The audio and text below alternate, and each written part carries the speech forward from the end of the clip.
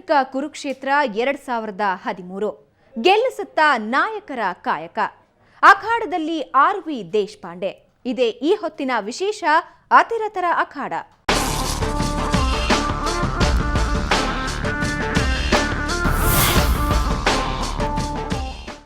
ಹಳಿಯಾಳ ವಿಧಾನಸಭಾ ಕ್ಷೇತ್ರ ಇದು ಪ್ರತಿಷ್ಠಿತರ ಕಣ. ಸೋಲಿಲ್ಲದ ಸರದಾರ ಅಂತಾನೆ ಕರೆಸಿಕೊಳ್ತಾ ಇದ್ದ ಆರ್.ವಿ. ದೇಶಪಾಂಡೆಯವರ ಕ್ಷೇತ್ರ ಇದೀಗ ಮತ್ತೆ ಅತಿರಥರಿಗೆ ಈ ಅಖಾಡ ಸಜ್ಜಾಗಿದೆ. ಬನ್ನಿ ಹಾಗಾದ್ರೆ ಆರ್.ವಿ. ದೇಶಪಾಂಡೆಯವರು ಮಾಡಿದ ಸಾಧನೆ ಏನು ಅನ್ನೋದನ್ನ ನೋಡ್ಕೊಂಡ್ಬರೋಣ.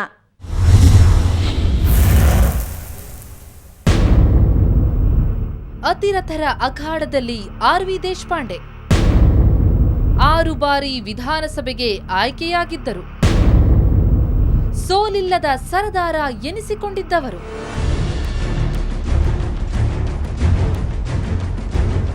ಕರ್ನಾಟಕದ ರಾಜಕೀಯ ನಕ್ಷೆಯಲ್ಲಿ ಗಮನಾರ್ಹ ದೃಷ್ಟಿ ನೆಡುವಂತೆ ಮಾಡಿಕೊಂಡ ವಿಧಾನಸಭಾ ಕ್ಷೇತ್ರವೆಂದರೆ ಅದು ಉತ್ತರ ಕನ್ನಡ ಜಿಲ್ಲೆಯ ಹಳಿಯಾಳ. ದಾಂಡೇಲಿ ಕಾಗದ ಕಾರ್ಖಾನೆ, ಅಲ್ಲಿಯ ಅಭಯಾರಣ್ಯ ಮುಂತಾದವುಗಳಿಂದ ತನ್ನದೇ ಆದ ಪ್ರಾಮುಖ್ಯತೆಯನ್ನ ಹಳಿಯಾಳ ಪಡೆದುಕೊಂಡಿದೆ. ಹಳಿಯಾಳ ವಿಧಾನಸಭಾ ಕ್ಷೇತ್ರ ಜೊಯ್ಡಾ ಮತ್ತು ಹಳಿಯಾಳ ತಾಲೂಕುಗಳನ್ನು ಹೊಂದಿದೆ. ರಾಜ್ಯದ 76ನೇ ವಿಧಾನಸಭಾ ಕ್ಷೇತ್ರವಿದು. ಇಲ್ಲಿ ಒಟ್ಟು 1,53,451 ಮತದಾರರಿದ್ದಾರೆ.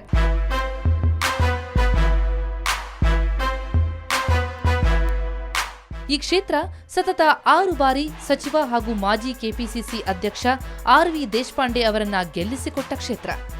ಹಿಂತಿರುಗಿ ನೋಡದೆ ಜನರಿಂದ ಆಯ್ಕೆಯಾಗುತ್ತಲೇ ಹೋದ ಆರ್.ವಿ. ದೇಶಪಾಂಡೆ ರಾಮಕೃಷ್ಣ ಹೆಗಡೆ, ಎಸ್.ಎಂ. ಕೃಷ್ಣ, ಎಚ್.ಡಿ. ದೇವೇಗೌಡ, ಜೆ.ಎಚ್. ಪಟೇಲ್ ಹೀಗೆ ಎಲ್ಲರ ಸರ್ಕಾರದಲ್ಲೂ ಮಹತ್ವದ ಖಾತೆಯನ್ನ ಹೊಂದಿ ಸಚಿವರಾದವರು.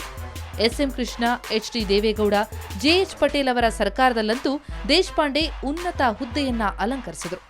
ರಾಜ್ಯದಲ್ಲೂ ಅನೇಕ ಅಭಿವೃದ್ಧಿ ಕೆಲಸ ಕಾರ್ಯಗಳನ್ನ ಮಾಡುವ ಮೂಲಕ ಆರ್.ವಿ. ದೇಶಪಾಂಡೆ ಗಮನ ಸೆಳೆದಿದ್ದಾರೆ. ಆರ್.ವಿ.ಡಿ. ಮಾಡಿದ ಸಾಧನೆ. ಮುಂಚೂಣಿ ರಾಜಕಾರಣಿಗಳಲ್ಲಿ ಒಬ್ಬರು. ಹಳಿಯಾಳ ಕ್ಷೇತ್ರದಲ್ಲಿ 1983ರಿಂದ ಆರಂಭಿಸಿದ ಗೆಲುವಿನ ಅಭಿಯಾನ ಸತತ ಅವಧಿಗೆ ಅಂದರೆ 1985, 89, 94, 1999 ಹಾಗೂ 2004ರ ತನಕ ಮುಂದುವರಿತು. ಅಲ್ಲದೆ ಇವರು ಸಹಕಾರ, ನಗರಾಭಿವೃದ್ಧಿ, ಕೃಷಿ, ಭಾರಿ ಮತ್ತು ಮಧ್ಯಮ ಕೈಗಾರಿಕಾ ಸಚಿವರಾಗಿ ಒಂದು ಅವಧಿಯಲ್ಲಿ ವಿಧಾನಸಭೆಯಲ್ಲಿ ಪ್ರತಿಪಕ್ಷದ ನಾಯಕರಾಗಿ ಗಮನ ಸೆಳೆದಿದ್ದಾರೆ. ಆ ಕಾರಣದಿಂದಲೇ ಇವರು ಅತಿರಥರು.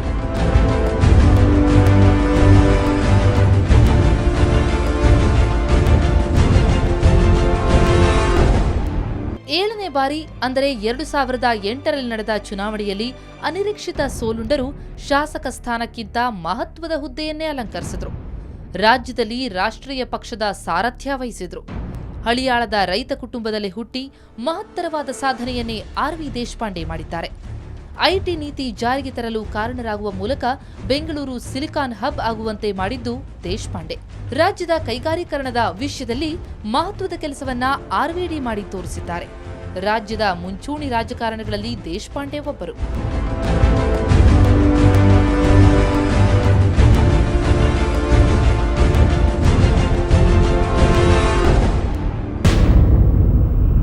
ಕಾಂಗ್ರೆಸ್ ಭದ್ರಕೋಟೆ ಹಳಿಯಾಳ. ಕಳೆದ ವಿಧಾನಸಭಾ ಚುನಾವಣೆಯಲ್ಲಿ ಏನಾಗಿತ್ತು? 2008 ವಿಧಾನಸಭಾ ಚುನಾವಣೆಯಲ್ಲಿ ಸೋಲಿಲ್ಲದ ಸರದಾರ ಎಂದೇ ರಾಜ್ಯದಲ್ಲಿ ಗುರುತಿಸಿಕೊಳ್ಳುತ್ತಿದ್ದ ಆರ್.ವಿ. ದೇಶಪಾಂಡೆ ಜೆಡಿಎಸ್ನ ಸುನಿಲ್ ಹೆಗಡೆ ಅವರ ಎದುರು ಹೀನಾಯವಾಗಿ ಸೋತರು. ಇದು ಸ್ವತಃ ದೇಶಪಾಂಡೆ ಅವರಿಗೆ ಅರಗಿಸಿಕೊಳ್ಳಲಾಗದಷ್ಟು ಶಾಕ್ ನೀಡಿತು. ಆನೆ ನಡೆದದ್ದೇ ದಾರಿ ಎಂಬಂತಿದ್ದ ದೇಶಪಾಂಡೆ ಅವರಿಗೆ ಈ ಸೋಲು ಅವರ ರಾಜಕೀಯ ಭವಿಷ್ಯಕ್ಕೆ ಹೇಳತೀರದಷ್ಟು ನಷ್ಟ ಉಂಟು ಮಾಡಿದೆ. ಕಳೆದ ಬಾರಿಯ ಚುನಾವಣೆಯಲ್ಲಿ ಕಾಂಗ್ರೆಸ್ ಭದ್ರಕೋಟೆಯಾಗಿದ್ದ ಹಳಿಯಾಳ ಕ್ಷೇತ್ರವನ್ನ ಜೆಡಿಎಸ್ ಕಸಿದುಕೊಂಡಿತ್ತು. ಈಗ ದೇಶಪಾಂಡೆ ಹಳೆಯದನ್ನೆಲ್ಲ ಮರೆತು ಹೊಸ ಉತ್ಸಾಹದೊಂದಿಗೆ ಮತ್ತೆ ಕಣಕ್ಕಿಳಿಯಲು ಸಜ್ಜಾಗಿದ್ದಾರೆ. ದೇಶಪಾಂಡೆ ಅವರು ಈ ಸರ್ತಿ ಆರಿಸಿ ಬರೋದು 100ಕ್ಕೆ 100 ಸತ್ಯ. ಯಾಕಂದರೆ ಅವಿದ್ಯಾವಂತರಿಗೆ ಒಂದು ರೋಡ್ ಸೈಡ್ಲಿಂದ ಅವರು ಕೆಲಸ ಮಾಡ್ತಾ ಇದ್ದಾರೆ. ಗ್ರಾಮೀಣ ಮಟ್ಟದಲ್ಲಿಯೂ ಸಹ ಕೆಲಸ ಮಾಡ್ತಾ ಇದ್ದಾರೆ. ಒಬ್ಬ ಮನುಷ್ಯನಿಗೆ ಬೇಕಾಗಿರ್ತಕ್ಕಂಥ ಸಾಮಾಜಿಕ ಒಂದು ಕಳಕಳಿ ಇರತಕ್ಕಂಥ ವ್ಯಕ್ತಿ. ಈ 5 ವರ್ಷದಿಂದ ಏನು ಜನ ತಪ್ಪು ಮಾಡ್ಯಾರ ಅದು ಇವತ್ತು ಪಶ್ಚಾತ್ತಾಪ ಪಡ್ತಾ ಇದ್ದಾರೆ.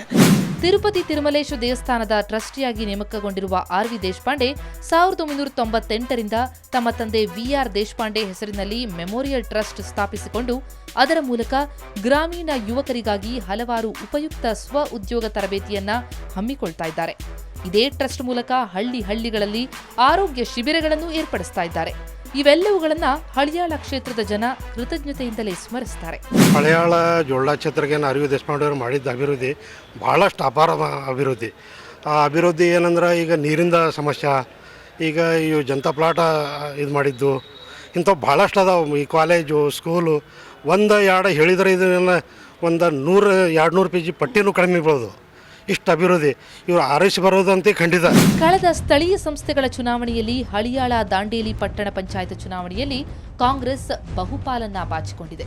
ಇದೀಗ ಮತ್ತೆ ಅದೃಷ್ಟ ಪರೀಕ್ಷೆಗೆ ಮಾಜಿ ಸಚಿವ ಹಾಗೂ ಕೆಪಿಸಿಸಿ ಮಾಜಿ ಅಧ್ಯಕ್ಷ ಆರ್.ವಿ. ದೇಶಪಾಂಡೆ ರೆಡಿಯಾಗಿ ನಿಂತಿದ್ದಾರೆ.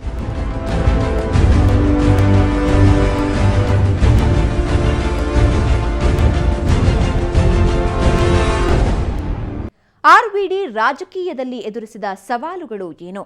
ಕಳೆದ ಸಾರಿ ಯಾರ ವಿರುದ್ಧ ಸೋಲುಂಡ್ರು?